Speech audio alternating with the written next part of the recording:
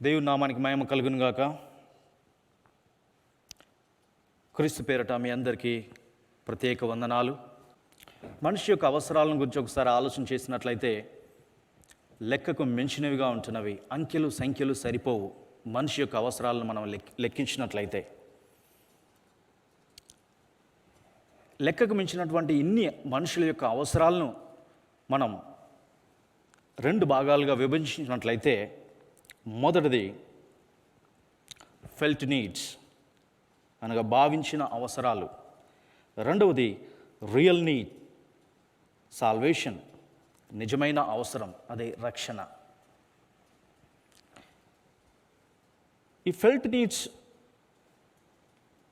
దీని గురించి ఆలోచన చేసినట్లయితే, భావించిన అవసరాలు మనకు కావాలనుకునేటువంటి అవసరాలు, అనుదిన అవసరాలు, ఆహారము, నీరు, నివాసము, వస్త్రములు, ఉద్యోగము.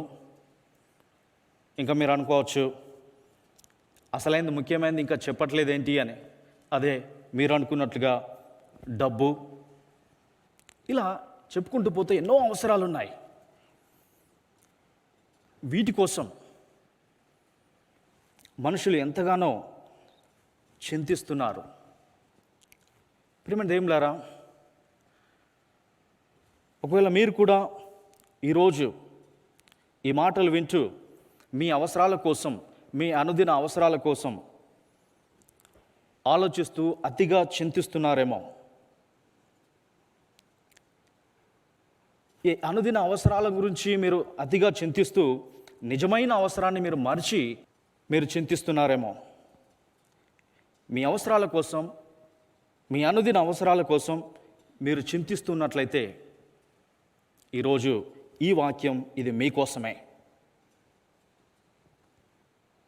దేవుని వాక్యం సెలవిస్తుంది, దేవుడు మీ అవసరాలను తీర్చగలడు అని. దేవుడు మీ అవసరాలను తీర్చాలంటే మీరేం చేయాలి? మీ చింతను తొలగించి మీ మనస్సును విశ్వాసంతో నింపుకోవాలి. అంతేకాకుండా మీ హృదయాలను దేవుని వైపు తిప్పాలి. దేవుని వాక్యంలో చూసినట్లయితే మత్తయి సువార్త 6వ అధ్యాయం 25 నుండి 34 వరకు మనం చూద్దాం. Matthew chapter 6 versus 25 through 34. నేను చదువుతాను, దయచేసి మీరు ఆలకించండి. మీ దగ్గర బైబిల్ గ్రంథాలు ఉన్నట్లయితే మీరు దయచేసి చూడండి నేను చదువుతుండగా. అందువలన నేను మీతో చెప్పినదేమనగా, ఏమి తిందుమో ఏమి తాగుదుమో అని మీ ప్రాణమును గూర్చి అయినను, ఏమి ధరించుకుందుమో అని మీ దేహమును గూర్చి అయినను చింతింపకుడి. ఆహారము కంటే ప్రాణమును, వస్త్రము కంటే దేహమును గొప్పవి కావా? ఆకాశ పక్షులను చూడుడి, అవి విత్తవు, కోయవు, కొట్లలో కూర్చుకొనవు, అయినను మీ పరలోకపు తండ్రి వాటిని పోషించుచున్నాడు. మీరు వాటికంటే బహుశ్రేష్ఠులు కారా? మీలో ఎవడు చింతించుట వలన తన ఎత్తు మూరడెక్కువ చేసుకొనగలడు? వస్త్రములను గూర్చి మీరు చింతింపనేలా? అడవి పువ్వులు ఎలాగ ఎదుగుచున్నవో ఆలోచించుడి. అవి కష్టపడవు, వడకవు, అయినను తన సమస్త వైభవంతో కూడిన సొలొమోను సహితము వీటిలో ఒకదాని వలనైనను అలంకరింపబడలేదు. నేడుండి రేపు పొయ్యిలో వేయబడు అడవి గడ్డిని దేవుడు ఇలాగూ అలంకరించిన ఎడల, అల్పవిశ్వాసులారా, మీకు మరి నిశ్చయముగా వస్త్రములు ధరింపజేయును గదా. కాబట్టి ఏమి తిందుమో, ఏమి త్రాగుదుమో, ఏమి ధరించుకొందుమో అని చింతింపకుడి. అన్యజనులు వీటన్నిటి విషయమై విచారింతురు. ఇవన్నీ మీకు కావలనని మీ పరలోకపు తండ్రికి తెలియను. కాబట్టి మీరు ఆయన రాజ్యమును, నీతిని మొదట వెదుకుడి, అప్పుడు అవన్నీ మీకు అనుగ్రహింపబడును. రేపటిని గూర్చి చింతింపకుడి, రేపటి దినము దాని సంగతులను గూర్చి చింతించును. ఏనాటి కీడు ఆనాటికి చాలును. ప్రార్థన చేద్దాం. కృపగల దేవ, చదవబడిన ఈ లేఖనం భాగం నుండి మీరే మా అందరితో మాట్లాడండి. ఎంతమంది అయితే నీ మాటలు వింటున్నారో వారి అందరి హృదయాలను మీరే తాకమని వేడుచున్నాం. వారి హృదయాలలో పరిశుద్ధాత్మ కార్యము జరిగించి, వారి చింతను తొలగించి, విశ్వాసమును నింపండి. వారి హృదయాలను నీ వైపు తిప్పుకోమని యేసు నామంలో అడిగి వేడుచున్నాము తండ్రి, ఆమేన్. చదువుబడిన ఈ లేఖన భాగం మనం చూసినట్లయితే, దీని గురించి ఆలోచన చేసినట్లయితే, యేసుక్రీస్తు కొండ మీద చేసిన ప్రసంగంలో ఇది ఒక భాగం. 5వ అధ్యాయం నుండి 7వ అధ్యాయం వరకు యేసుక్రీస్తు చేసినటువంటి కొండ మీద ప్రసంగం గురించి రాయబడినాయి. ఇక్కడ 25వ వచనంలో మనం చూసినట్లయితే ఇక్కడ ఒక మాట ఉంది, అందువలన. అనగా ఈ మాట ముందు వచనంలో ఉన్న దానికి ముగింపుగా మనకు కనిపిస్తుంది. దీనికి ముందు వచనాల్లో చూసినట్లయితే అక్కడ మీరు దేవునికిని ధనానికి దాసులుగా ఉండనేరరు అనే విషయాన్ని మనం చూస్తున్నాం. తర్వాత 25వ వచనం నుండి చూసినట్లయితే ఇక్కడ యేసుక్రీస్తు అంటున్నారు, అందువలన నేను మీతో చెప్పినదేమనగా, ఏమి తిందుమో ఏమి త్రాగుదుమో అని మీ ప్రాణమును గూర్చి అయినను, ఏమి ధరించుకొందుమో అని మీ దేహమును గూర్చి అయినను చింతింపకుడి. ఆహారము కంటే ప్రాణమును, వస్త్రము కంటే దేహమును గొప్పవి కావా. ఇక్కడ చూడండి ఒక మాట, చింతింపకుడి. ఈ లేఖన భాగంలో 7 సార్లు వాడబడింది. 25వ వచనంలో మనం చూడవచ్చు ఈ మాట, చింతింపకుడి. తర్వాత 27వ వచనంలో చూడొచ్చు, చింతించుట వలన. 28వ వచనంలో చూడొచ్చు, చింతింప నేల. తర్వాత 31వ వచనంలో చూడొచ్చు, చింతింపకుడి. 34వ వచనంలో చూడొచ్చు మనం, చింతింపకుడి చింతించును అని 2 సార్లు. ఇంకా 31వ వచనంలో మనం అక్కడ చూసినట్లయితే అక్కడ అన్యజనులు వీటన్నిటి విషయమై విచారింతురు. అనగా చింత అనేది అన్యజనుల యొక్క స్వభావంగా, గుణంగా చెప్తూ ఇక్కడ చింత అనే మాట వాడకుండానే వాళ్ళ యొక్క చింతించేటువంటి గుణాన్ని ఇక్కడ చెప్తున్నాడు యేసుక్రీస్తు.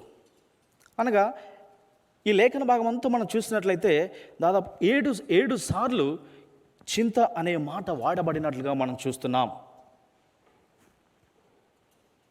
చింత అనేది మనిషిని ఎంతగానో కృంగతీస్తుంది. ఈ చింత అనేది మనుషులకు మంచిది కాదు, మనుషుల యొక్క ఆరోగ్యానికి మంచిది కాదు. అందుకనే ఇక్కడ యేసుక్రీస్తు ఇక్కడ 25వ వచనంలో మనకు చెప్తున్నాడు, చింతింపకుడి. ఎందుకు చింతించకూడదు? 2 ఉదాహరణలను యేసుక్రీస్తు అక్కడ చెప్తున్నాడు. మొదటిదేమో ఆకాశ పక్షులు 26, 27 వచనాల్లో చూసినట్లయితే, 28వ వచనం నుంచి చూసినట్లయితే అక్కడ అడవి పువ్వులు అనేటువంటి ఇంకొక ఉదాహరణను తీసుకొని అక్కడ యేసుక్రీస్తు మనకు ఒక మంచి పాఠాన్ని చెప్తున్నాడు. ఆకాశ పక్షులను తీసుకున్నట్లయితే అవి విత్తవు, కోయవు, కొట్లలో కూర్చుకొనవు, అయినప్పటికీ మీ పరలోకపు తండ్రి వాటిని పోషించుచున్నాడు. ఆకాశ పక్షులు మనందరికి తెలుసు, ప్రతిరోజు వాటిని మనం చూస్తున్నాం. అవి విత్తవు, కోయవు, ఎక్కడ కూడా ధాన్యాన్ని కూర్చుకొనవు, కూడా ఆహారాన్ని కూర్చుకొనవు, అయినప్పటికీ ప్రతిరోజు అవి పోషించబడుతున్నాయి. ఒక బైబిల్ పండితుడు ఈ విధంగా చెప్పాడు, God provides food for birds, but he doesn't drop food in their beaks. అనగా దేవుడు పక్షులకు ఆహారం ఇస్తాడు, కానీ ఆహారాన్ని వాటి నోట్లో వేయడు. ఈ పక్షులు అవి విత్తనప్పటికీ, కోయనప్పటికీ, కూర్చుకున్నప్పటికీ వాటిని దేవుడు పోషిస్తూ వస్తున్నాడు. అదే ఇక్కడ చెప్తున్నాడు, మీ పరలోకపు తండ్రి వాటిని పోషించుచున్నాడు, మీరు వాటికంటే బహుశ్రేష్ఠులు కారా. ఇంకా చూసినట్లయితే అక్కడ ఇంకొక ఉదాహరణ చెప్తున్నాడు యేసుక్రీస్తు. అడవి పువ్వులను మీరు చూడండి, అవి కష్టపడవు, వడకవు, అయినను తన సమస్త వైభవంతో కూడిన సొలొమోను సహితము వీటిలో ఒకదాని వలనైనను అలంకరింపబడలేదు. మొదటిదేమో ఆకాశంలో ఎగురుతున్నటువంటి పక్షులను మీరు చూడండి, వాటి నుంచి మీరు నేర్చుకోండి అవి ఎలా పోషించబడుతున్నాయో దేవుని చేత అని. అంతేకాకుండా మీరు నేలన నడుస్తున్నారు, ప్రతిరోజు మీరు చూస్తున్నారు అడవి గడ్డి పువ్వులను. అవి కూడా కష్టపడవు, అవి వడకవు. అయినప్పటికీ దేవుడు వాటిని ఏ విధంగా అలంకరించాడు, ఎంత అందంగా అలంకరిస్తున్నాడో మీరు చూడండి. సొలొమోను కంటే కూడా అవి ఎక్కువగా అలంకరించబడ్డాయని ఇక్కడ దేవుని లేఖనంలో తెలియచేయబడుతుంది. అడవి గడ్డిని, ఆ పువ్వులను మనం చూసినట్లయితే, నేడుండి రేపు పొయ్యిలో వేయబడు అడవి గడ్డిని దేవుడు ఇలాగూ అలంకరించిన ఎడల అల్ప విశ్వాసులారా మీకు మరి నిశ్చయముగా వస్త్రములు ధరింపజేయును గదా. చూడండి, దేవుడు ఆకాశ పక్షుల విషయంలో, అంతేకాకుండా అడవి పూల విషయంలో ఇంత కేర్ చూపించినట్లయితే, వాటికంటే కూడా మనుషులు శ్రేష్ఠులు. దేవుని రూపంలో సృష్టించబడినటువంటి మనుషులు ఇంకెంత శ్రేష్ఠులు. మనుషుల విషయంలో దేవుడు ఇంకెంతగా కేర్ తీసుకుంటాడు అనే విషయాన్ని ఇక్కడ దేవుని లేఖనం మనకు తెలియజేస్తుంది. కాబట్టి ఏమి తిందుమో, ఏమి త్రాగుదుమో, ఏమి ధరించుకుందుమో అని చింతింపకుడి. అన్యజనులు వీటి విషయమై విచారింతురు. వాస్తవానికి ఏం తినాలి, ఏం త్రాగాలి, ఎంత సంపాదించుకోవాలి, వీటన్నిటి విషయంలో అన్యజనులు అనగా దేవుణ్ణి ఎరగని వాళ్ళు, దేవుణ్ణి నమ్మని వాళ్ళు చేస్తుంటారు. ఈ విచారణ అనేది, ఈ చింత అనేది అన్యజనుల యొక్క స్వభావంగా, దేవుని ఎరగనటువంటి, దేవుని నమ్మనటువంటి ప్రజల యొక్క స్వభావంగా, గుణంగా ఇక్కడ క్రీస్తు మనకు తెలియజేస్తున్నాడు. విశ్వాసుల యొక్క స్వభావం కాదది అని ఇక్కడ దేవుని లేఖనం సెలవిస్తుంది. కనుక ప్రేమ దేవులారా, మనం నేర్చుకునేటువంటి ఇక్కడ మంచి పాఠం ఏంటంటే, మీ చింతను తొలగించి విశ్వాసంతో మీ మనస్సును నింపుకోండి. ఆకాశ పక్షులను చూసి, అడవి పువ్వులను చూసి మనం నేర్చుకోవాల్సినటువంటి ఒక మంచి పాఠం ఇదే. వాటికంటే మనం శ్రేష్ఠులం కనుక దేవుడు తప్పకుండా మనల్ని పోషిస్తాడు అనేటువంటి విశ్వాసం మనం కలిగి ఉండాలి. కనుక మన మనసులో నిండి ఉన్నటువంటి ఆ చింత అంతటిని తీసివేసి దేవుని మీద ఉన్నటువంటి విశ్వాసముతో మన మనసును మనం నింపుకున్నట్లయితే తప్పకుండా దేవుడు మన అవసరములను తీరుస్తాడనేటువంటి నమ్మకం మనకు కలుగుతుంది. ఇంకా చూసినట్లయితే రెండవదిగా, మీ హృదయాలను దేవుని వైపు తిప్పండి. 32వ వచనం నుంచి చూద్దాం. ఇవన్నీ మీకు కావాలనని మీ పరలోకపు తండ్రికి తెలియను, కాబట్టి మీరు ఆయన రాజ్యమును, నీతిని మొదట వెతుకుడి, అప్పుడు అవన్నీ మీకు అనుగ్రహింపబడును. ప్రేమదేవులారా, ఇక్కడ చూడండి, ఆయన రాజ్యమును, నీతిని మొదట వెతకండి అని ఉంది ఇక్కడ. ఈ మాటకు అర్థం ఏంటి? దేవుని రాజ్యము దేవుని పరిపాలనతో నిండుకుంది, దేవుని ప్రజలతో నిండుకొని ఉండేది. ఆయన పరిపాలిస్తున్నటువంటి రాజ్యం అది. కనుక దేవుడు పరిపాలించేటువంటి రాజ్యములో కష్టం ఉండదు, దుఃఖం ఉండదు, బాధ ఉండదు. అక్కడ ఎప్పుడు సంతోషము, సమాధానము, ఆనందము, సుఖమే ఉంటుంది. కనుక అలాంటి శాంతి సమాధానంతో నిండినటువంటి, సుఖ సంతోషములతో నిండినటువంటి దేవుని రాజ్యమును మీరు వెతకండి. వెతికినట్లయితే అక్కడ మీకు చింత అనేది ఉండదు. మీ అవసరాలన్నీ అక్కడ తీర్చబడతాయి. దేవుని రాజ్యములో మీరు దేవుని రాజ్యాన్ని వెతికినట్లయితే, దేవుని రాజ్యంలో మీరు ఉన్నారనేటువంటి విషయాన్ని మీరు గ్రహించినట్లయితే మీరు దేనికోసం చింతించాల్సిన అవసరం లేదు. ఎందుకంటే మీ అవసరాలన్నీ అక్కడ దేవుడు తీర్చడానికి ఉన్నాడు కనుక. ఇంకా ఆయన నీతిని మొదట వెతకండి. నీతి అంటే ఏంటి అనగా దేవుని చిత్తము. దేవుని చిత్తం ఏంటి మనుషుల విషయంలో అని ఆలోచన చేసినట్లయితే, దేవుని యొక్క ప్రధానమైనటువంటి చిత్తం మనుషుల విషయంలో మనుషులందరూ కూడా రక్షణ పొందాలని, యేసుక్రీస్తును నమ్మి యేసుక్రీస్తును వారి సొంత రక్షకునిగా అంగీకరించి మనుషులందరూ కూడా రక్షణ పొందాలనేటువంటిది దేవుని యొక్క ప్రధానమైనటువంటి చిత్తముగా మనం దేవుని లేఖనంలో మనం చూడొచ్చు. యోహాను సువార్త 3వ అధ్యాయం 16వ వచనంలో మనం చూడొచ్చు. అక్కడ యేసుక్రీస్తును మన సొంత రక్షకునిగా అంగీకరించినట్లయితే నిత్య రాజ్యం మనకు దొరుకుతుంది అని. కనుక ఆయన నీతిని మనం మొదట వెతకాలి, ఆయన రాజ్యమును ఆయన నీతిని మనం వెతకాలి. దాని అర్థం ఏంటంటే మన హృదయాలను దేవుని వైపు తిప్పాలి అని. we need to turn our hearts to God. అలా మన హృదయాలను మనం దేవుని వైపు తిప్పినట్లయితే దేవుడు మన అవసరాలు తీరుస్తాడని దేవుని లేఖనం సెలవిస్తుంది. ఇంకా 34వ వచనంలో చూసినట్లయితే అక్కడ రేపటిని గూర్చి చింతింపకుడి, రేపటి దినము దాని సంగతులను గూర్చి చింతించును, ఏనాటి కీడు ఆనాటికి చాలును. చూడండి, రేపటిని గూర్చి చింతింపకుడి అంటే రేపటిని గూర్చి ఆలోచన చేయండి, కానీ రేపటిని గూర్చి చింతించకుడి అని అర్థం. ఒక భక్తుడు అన్నాడు ఈ విధంగా, have plans for tomorrow but do not worry about tomorrow. అనగా రేపటిని గురించి మనం ఆలోచన చేయాలి, కానీ దాని గురించి మనం చింతించాల్సిన అవసరం లేదు. ఈరోజు ఉన్నటువంటి అవసరాలను దేవుడు మనకు తప్పకుండా తీరుస్తాడని మనం నమ్మాలి.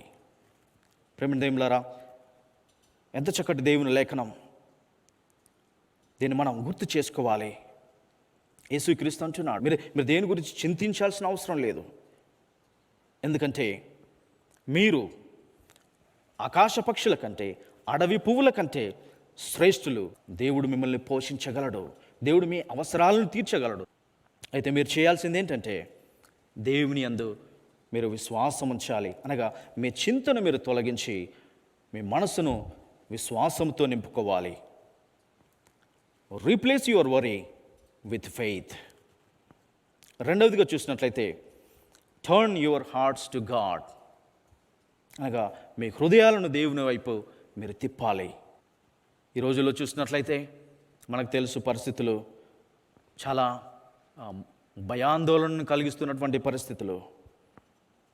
చావు బ్రతుకుల మధ్య మనుషులందరూ కూడా నివసిస్తున్నారు.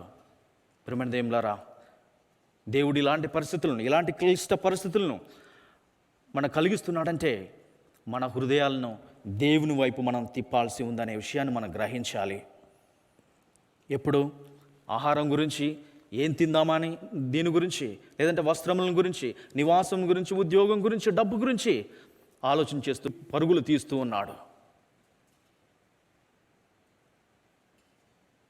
ఈ లోక సంబంధమైనటువంటి ఈ అవసరాల కోసం మనిషి పరుగులు తీస్తూ ఎంతగానో చింతతో కృంగిపోతున్నారు. అందుకేమో దేవుడు ఇలాంటి పరిస్థితులు మనకు అనుగ్రహించాడు. ఇలాంటి భయంకరమైనటువంటి ఈ పరిస్థితిని మనకు అనుమతి ఇచ్చాడు. ప్రేమదేములారా, ఈ పరిస్థితుల్లో మనం చేయాల్సిందే మన చింతను మనం తీసివేసి విశ్వాసముతో మన మనసులు మనం నింపుకోవాలి. అంతేకాకుండా మన హృదయాల్ని మనం దేవుని వైపు తిప్పాల్సిన అవసరం ఎంతో ఉంది. మనం ఇలా చేసినప్పుడు, మనం విశ్వాసంని కలిగి ఉన్నప్పుడు, మన హృదయాలను దేవుని వైపు మనం తిప్పినప్పుడు దేవుడు తప్పకుండా మన అవసరాలను తీరుస్తాడు. ఆయన మన గురించి ఆలోచిస్తున్నాడని దేవుని లేఖనం సెలవిస్తుంది. ప్రేమ దేవులారా, దేవుడు తన బిడ్డలను ఎన్నటికీ మర్చిపోడు. ఆశపక్షులను పోషిస్తూ అడవి పువ్వులను అలంకరిస్తున్న దేవుడు, వాటికంటే శ్రేష్టమైనటువంటి దేవుని రూపంలో ఉన్నటువంటి దేవుడు మనల్ని మర్చిపోడు. తప్పకుండా మన అవసరాలను తీరుస్తాడు. ప్రార్థన చేద్దాం.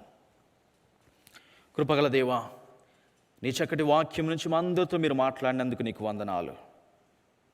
మా అవసరాలను తీర్చుటకు దేవా నీవు సమర్థుడవు. అయితే మేము చేయాల్సిందంతా ఒకటే, మా మనసులో ఉన్నటువంటి చింత అంతటిని తీసివేసి విశ్వాసంతో మా మనసును నింపుకోవాలని, అంతేకాకుండా మా హృదయాల్ని నీ వైపు తిప్పమని నీ లేఖనముతో మమ్మల్ని గద్దించినందుకు నీకు వందనాలు. ఈ మాటలు విన్న దేవాని బిడ్డలందరినీ జ్ఞాపకం చేసుకోండి. వారి మనసులో ఉన్న చింతను తీసివేసి విశ్వాసముతో వారి మనసులను నింపండి. వారి హృదయాలను నీ వైపు తిప్పుకోమని యేసు నామమున అడుగుచున్నాము తండ్రి. ఆమేన్. ఎంతమంది అయితే దేవుని మాటలు విన్నారో వారందరికీ ప్రత్యేక వందనాలు. ఎవరైనా యేసుక్రీస్తును సొంత రక్షకునిగా అంగీకరించకుండా ఉన్నట్లయితే ఇదే అనుకూల సమయం. నేడే రక్షణ దినం. యేసుక్రీస్తును మీ సొంత రక్షకునిగా మీ హృదయాల్లోకి మీరు స్వీకరించినట్లయితే ఆయన మిమ్మల్ని అంగీకరిస్తాడు. ఈ పాపాలను క్షమించి పరలోక రాజ్యంలో మీకు ఆయన స్థానాన్ని ఇవ్వడానికి ఆయన సిద్ధంగా ఉన్నాడు. ఇదే రక్షణ దినం. మీరు ఎక్కడున్నప్పటికీ మీరున్న చోటున యేసుక్రీస్తుకు మీ హృదయాలను తెరిచి, యేసు నిన్ను మా రక్షకునిగా మేము స్వీకరిస్తున్నాం, నిన్ను మా హృదయాల్లోకి ఆహ్వానిస్తున్నామని చెప్తే చాలు, యేసుక్రీస్తు మీ జీవితంలోకి వచ్చి మీకు రక్షకుడిగా ఉంటాడు. అంతేకాకుండా నిత్య జీవాన్ని మీకు ఇస్తాడు. దేవుడు మిమ్మల్ని దీవించునుగాక.